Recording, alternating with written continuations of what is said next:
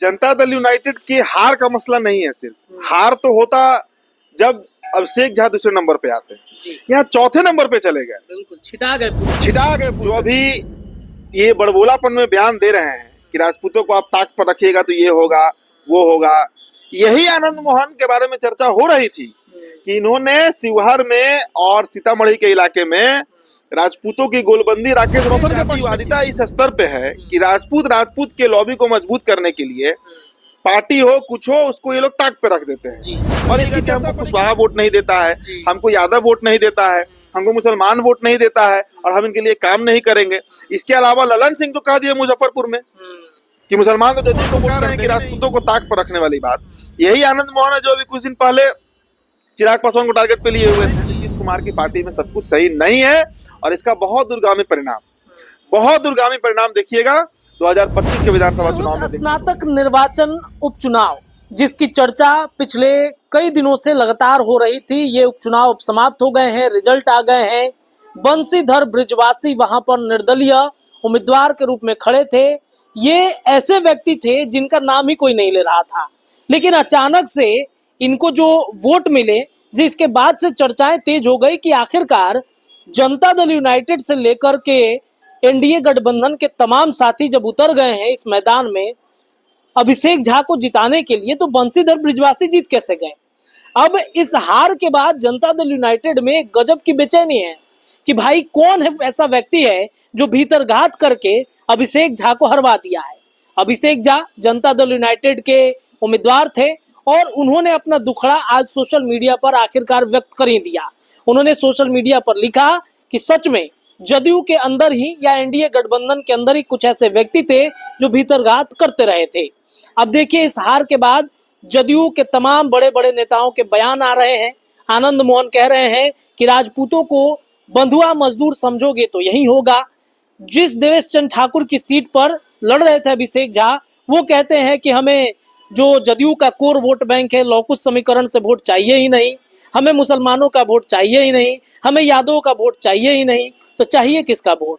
क्या इनके इस बयानों ने अभिषेक झा को हरा दिया है, क्या मसला है? चलिए चर्चा करते हैं अपने सहयोगी उदित आर्यन जी से। उदित जी, इस सीट को लेकर काफी गहनता से चर्चा आप लगातार करते आए हैं और अब देखिए जदयू के अंदर बेचैनी है।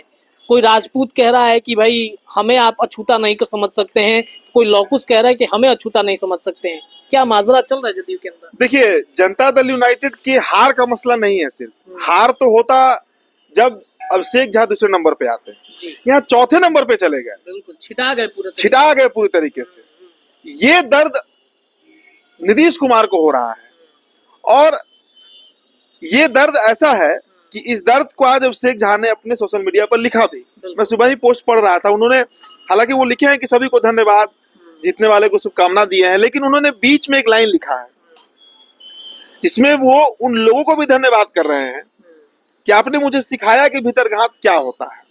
तो कौन भीतरघात? देखिए आपको याद होगा रत्नेश, हम लोग 5 तारीख को एक एनालिसिस किए थे जिसमें हमने कहा था कि भाजपा के राधा मोहन सिंह से लेकर और जदयू के आनंद मोहन सिंह तक राकेश रोशन का समर्थन कर रहे हैं। अगर आपको याद होगा, आप ही के सामने चर्चा कर रहे थे, रात में हम लोग थे, बातचीत भी हुई थी, दर्शक भी जानते हैं अच्छे से। वो वीडियो हमने किया था।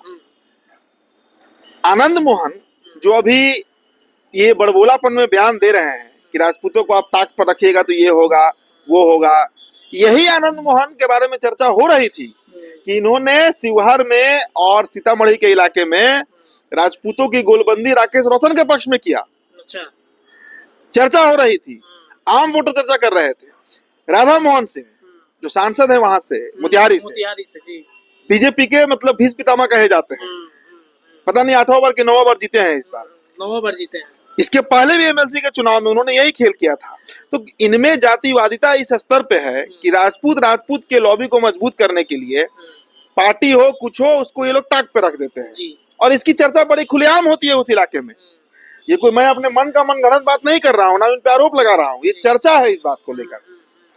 सीतामढ़ी को अगर आप देखिए, वहां के सांसद देवेश चंद्र ठाकुर को देख लीजिए, इसमें कोई दो राय नहीं है कि सीतामढ़ी के सांसद देवेश चंद्र ठाकुर ने अपना सारा ताकत लगा दिया, सारा ताकत इसमें लगा दिया, लेकिन उनके खिलाफ एक बड़ा लॉबी जेडीयू का वहां पर काम कर रहा था। इस बात से भी इनकार, भाई आप कहिएगा कि हमको कुशवाहा वोट नहीं देता है, हमको यादव वोट नहीं देता है, हमको मुसलमान वोट नहीं देता है और हम इनके लिए काम नहीं करेंगे। इसके अलावा ललन सिंह तो कह दिए मुजफ्फरपुर में कि मुसलमान तो जदयू को वोट करते ही नहीं है। इसका भी एक बड़ा खामियाजा पार्टी को उठाना पड़ा। और सबसे बड़ी बात कि मैं बार बार चर्चा कर रहा था कि देखिए एक नया मॉडल बिहार में काम कर रहा है, वो है निर्दलीय नहीं, प्रशांत किशोर मॉडल, चिराग मॉडल के तर्ज पे वो काम कर रहा है बिहार में। डॉक्टर विनायक गौतम को अब से ज्यादा अधिक वोट आया, वो बड़ा फैक्टर है। मैंने बार बार एनालिसिस में कहा है कि देखिए जातिगत चुनाव नहीं है ये, लेकिन बन गया है जातिगत चुनाव। आप ही कहते हैं कि जाति है कि जाति नहीं, जाति नहीं बिहार से भूमिहार दे दिए विनायक गौतम को, उनके लिए एक अलग लॉबी काम कर रहा था, एनडीए का ही लॉबी काम कर रहा था, एनडीए का ही लॉबी काम कर रहा था। कुशवाहा वोटर को रामेश्वर महतो ने गुलबंदी करा दिया, वो कुछ छिटक कर चला गया राकेश रोशन के पास, कुछ प्रशांत किशोर के प्रत्याशी को भी चला गया। आरजेडी का चूंकि कुशवाहा वोटों पर अब धीरे धीरे पकड़ बढ़ रहा है तो गोपी किशन के साथ भी चला गया। तो अल्टीमेटली मुंह के बल कोई गिरा तो वो अभिषेक झा गिरे। और आनंद मोहन जो कह रहे हैं कि राजपूतों को ताक पर रखने वाली बात, यही आनंद मोहन है जो अभी कुछ दिन पहले चिराग पासवान को टारगेट पे लिए हुए थे। चेतन आनंद आगे बढ़ बढ़ के बोल रहे थे। तो जदयू के अंदर सब कुछ सही नहीं है।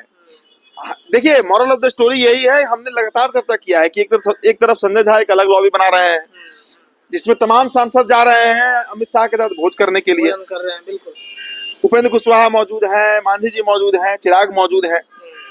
एक तरफ बिहार में आप देखिए अशोक चौधरी का एक अलग गुट काम कर रहा है कर रहा है काम, इस बात से इनकार नहीं कर सकते हैं। मतलब जदयू के अंदर ही अलग अलग नेता अपना गुट बना रहे हैं, बना हुआ है, बन गया है। और नीतीश कुमार के हाथों से पार्टी धीरे धीरे फिसलते जा रही है।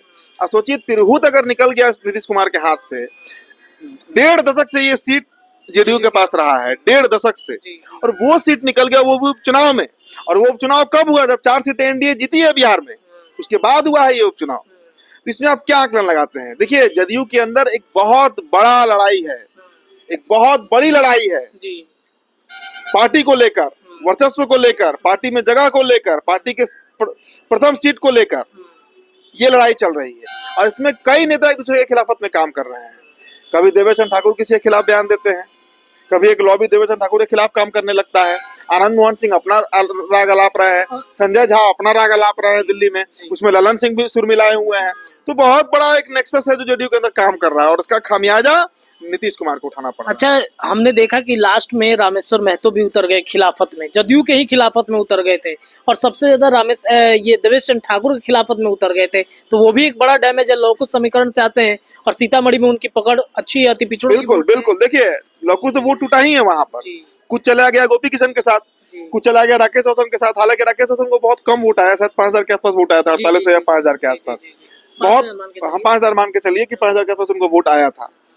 तो एक वो लॉबी तो काम किया ही। आप इसी से नहीं, इसलिए ना मैं बार बार इस बात को कह रहा हूं कि देखिए एक बड़ा लॉबी जेडीयू के अंदर है जो एंटी नीतीश काम कर रहा है और इसमें मजबूर लाचार दिख रहे हैं नीतीश कुमार इसमें। अब बताइए ना कि चुनाव के बाद से कहाँ गायब है नीतीश कुमार?